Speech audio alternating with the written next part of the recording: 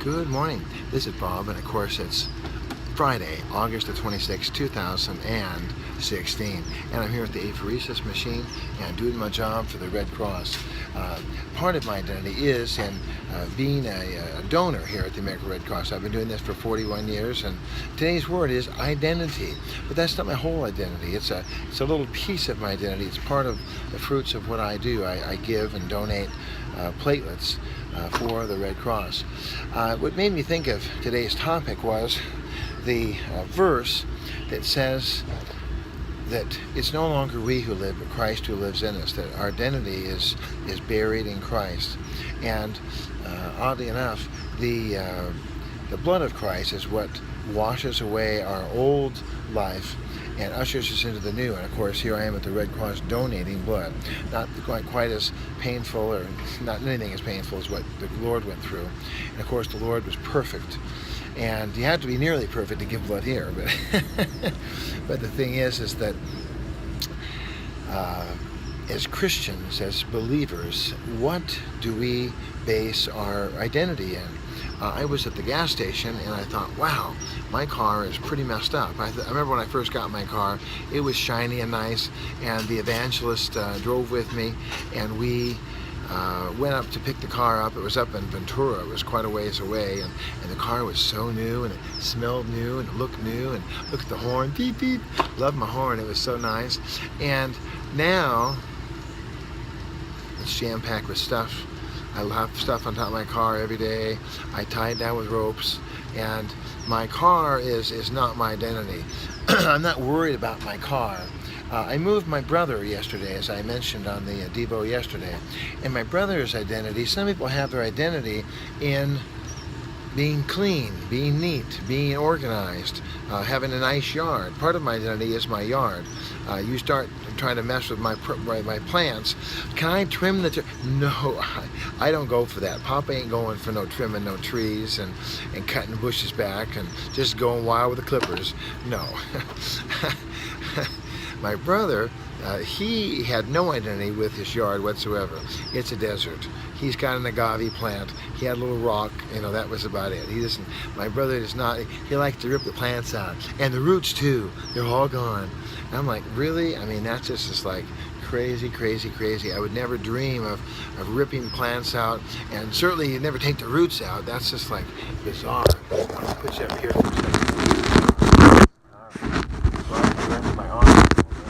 All right, so, but what is your identity? How do you identify in your life? Are you connected with your spouse, or your job, or how you look, or how your car looks? That's just a little crooked there. There we go.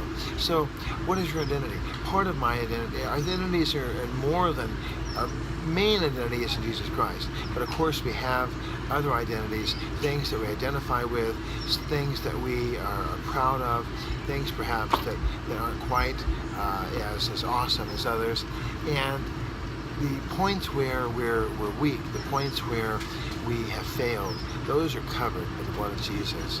Now people, human beings, those people around us, maybe even the people in church, they're not necessarily all that excited or thrilled about some parts of our identity. They want to. And people even in church are not kind sometimes. People sometimes can be mean and difficult. And there's people that are known as haters now.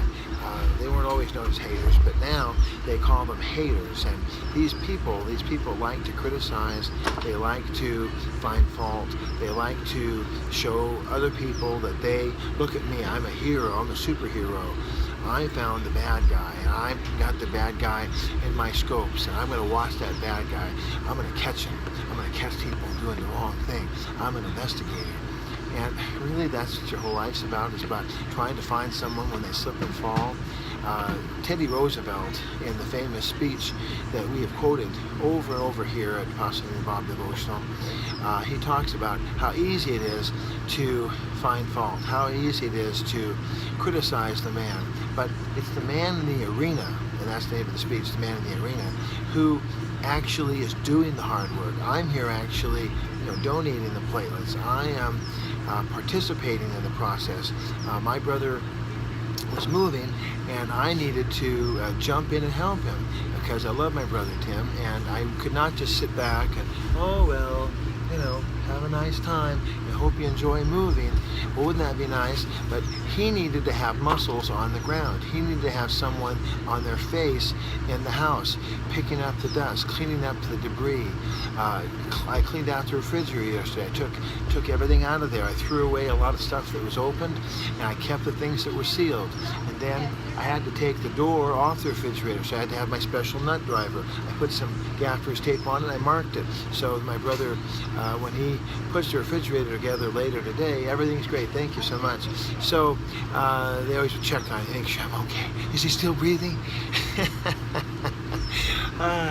So I gave him the special nut driver. I gave my brother a special Phillips head so he could put the whole thing back together.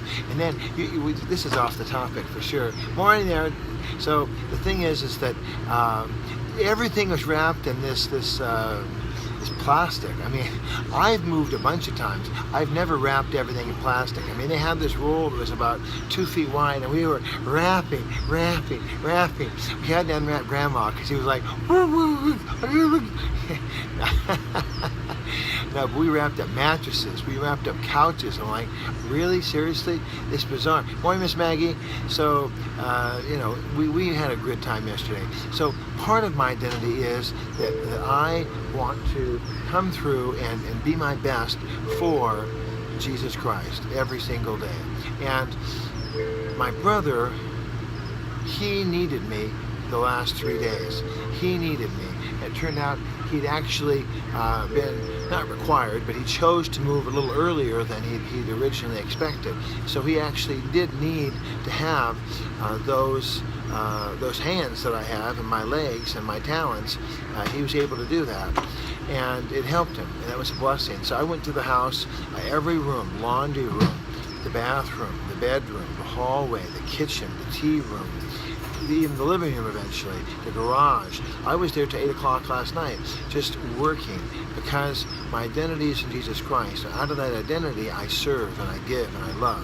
What's your identity? What do you identify with? If your identity is in your clothing, you're going to be out of style real soon.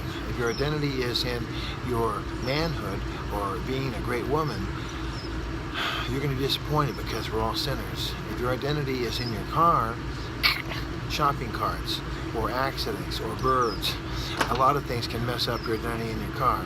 If your identity is in raising money, you're going to be a failure. You're not going to always be able to raise all the money that you want to raise.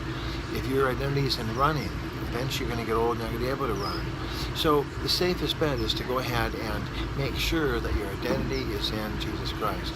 And that's my prayer today for you, that we would put our identity in Christ and that we would be able to bring all things into alignment in such a way that we feel secure, we feel awesome. What kind of caused this to happen for me today was I was at the gas station and putting gas in, and I noticed my car was, it's kind of getting the gas, there's a little door on the Volvo V70, and the door, came off quite a while ago. And I don't want to spend $100 to fix it. I think it's just ridiculous. So I just got some gaffer's tape, just taped it on, then I put a little gaffer's tape hinge, and so it kind of flops off. And then I noticed that, I just think, wow, what kind of hillbilly am I? My car looks like some kind of a, remember the old show, Beverly Hillbillies, and the thing was that they didn't care about their car. They were just simple country folks. They did not worry. Thanks, Miss Sandra. They don't worry about how things look. And so I thought, why don't I worry? Because some people are all freaked out about their car, and it's got to be polished, and those tires aren't shiny enough, and what about the carpeting? And oh, Martha, there's a little dust there on the dash. Well, all that's very interesting, but the fact is that that's not my identity. I don't care about my car because that's not my identity. My clothes, I have these old red suspenders I wear for work. I don't care. I mean, there's not a lot that I care about, because only what is eternal, only what lasts, only what is appropriate and right. That's what I care about. I don't care about the things that are not important. I don't care about the things that are going to pass away. Why hang on to a bag of sand if it's slipping through my fingers? Sure, I can keep the sand in my hands for so long, but eventually I'm gonna have to let that sand go. Building your house on a sandy platform is not a good idea. I'd rather be standing on the rock. I'd rather have a solid rock. I'd rather have my life totally anchored in something that is going to be eternal. And yes, we do have areas of our life. Yes, I do want to make sure that my car has the four wheels, the brakes work, and that it's safe. My property, Casa del Green, above the Rose Bowl in Pasadena, California. I do care about my property. I keep it trimmed. I keep it neat. There are places to trim. I want to make sure the trees don't go out in the street. I want to make sure that the sidewalk is clear. I want to make sure that I want to make sure they're talking about me here. All the nurses are discussing how, see, I'm supposed to be on my back with a blanket on me and have a little squeezer. I'm supposed to do all this stuff. I don't do that anymore. I'm busy here working for the Lord. All right, and giving, but at the same time, multitasking.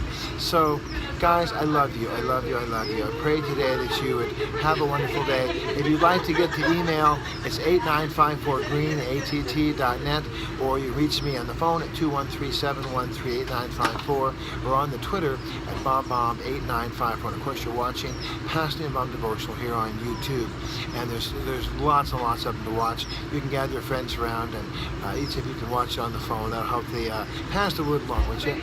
All right, in September, on this Saturday, September the 24th, we're going to have our next open house potluck. We have two more for the rest of this year, and the next one's coming up in September. And we're giving away gifts. My brother Tim gave me some really, really nice stuff yesterday.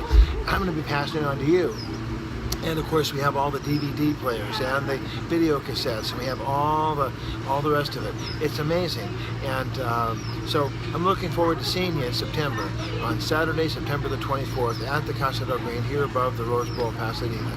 So that'll be awesome to see you, awesome to hang out at the fires, or jump on the jumper, or play badminton or volleyball, or just sit around and just talk to people. If you want to come and give a little talk, you can go ahead and do that. That'd be awesome.